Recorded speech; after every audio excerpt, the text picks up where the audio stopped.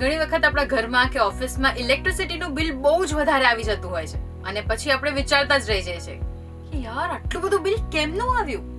તો બસ આજે એ જ બિલનું કેલ્ક્યુલેશન કરતા શીખીશું કે કેમનું આટલું બિલ આવે છે. gujaratsamachar.com સાથે હું છું હેલી.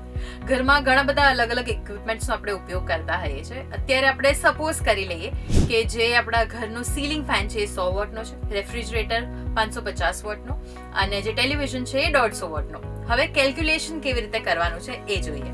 તો એના માટે આપણે અત્યારે 5 કલાકનું કેલ્ક્યુલેશન સૌથી પહેલા કરીએ છીએ. આ ત્રણેય વસ્તુને સતત 5 કલાક માટે આપણે ચાલુ રાખીને પછી કેલ્ક્યુલેટ કરીશું કે ઇલેક્ટ્રિસિટી બિલ કેટલું આવી શકે છે. એના માટે આપણને જોઈશે formula of energy which is power into time. એના માટે જેટલા પણ વોટ છે એને સૌથી પહેલા આપણે ટોટલ કરી દઈશું જે થશે 800. હવે એને કરવાનું છે ઇન્ટુ ટાઈમ, પણ એની પહેલા જે પાવર છે એને કિલોવોટમાં આપણે ટ્રાન્સફર કરવું પડશે. એના માટે એને ડિવાઈડ બાય 1000 કરીશું, એટલે કે 800 ડિવાઈડ બાય 1000 જે આવશે 0.8.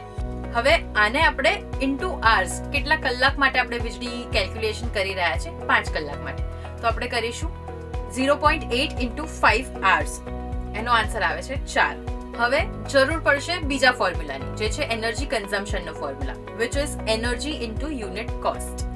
તો યુનિટ કોસ્ટ બધાના ત્યાં અલગ અલગ હોતી હોય છે. આપણે અત્યારે યુનિટ કોસ્ટ પણ સપોઝ કરીએ છીએ કે સપોઝ યુનિટ કોસ્ટ 5 રૂપીઝ છે. ઓકે, તો એ આધારે જો આપણે કેલ્ક્યુલેટ કરીએ તો સૌથી પહેલા આપણે 4 ઇન્ટુ 5 કરીશું which is equals to 20 rupees.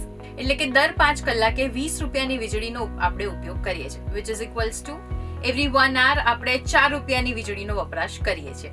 તો બસ વીજળી કેટલી આપણે વાપરીએ છીએ કેલ્ક્યુલેટ કરવું આટલું ઈઝી છે. તો તમે પણ તમારા ઘરમાં જે જે ઇક્વિપમેન્ટ્સ તમે વાપરતા હો એનું ટોટલ કેલ્ક્યુલેશન આવી રીતના મારી શકો છો. અને હવે જે ઉનાળો આવશે એમાં અત્યાર કરતાં કેટલું વધારે બિલ આવવાનું છે એ તમે આ રીતે ઇઝીલી કેલ્ક્યુલેટ કરી શકો છો. આઈ હોપ કે આજનો વિડીયો તમને બહુ જ ગમ્યો હશે, બહુ જ ઇન્ટરેસ્ટિંગ લાગ્યો હશે અને આવી જ રીતે તમે પણ કેલ્ક્યુલેશન કરવા બેસી જ જશો. આવા જ ઇન્ટરેસ્ટિંગ વિડીયોઝ માટે જોડાયેલા રહો ગુજરાતસમાચાર.com સાથે.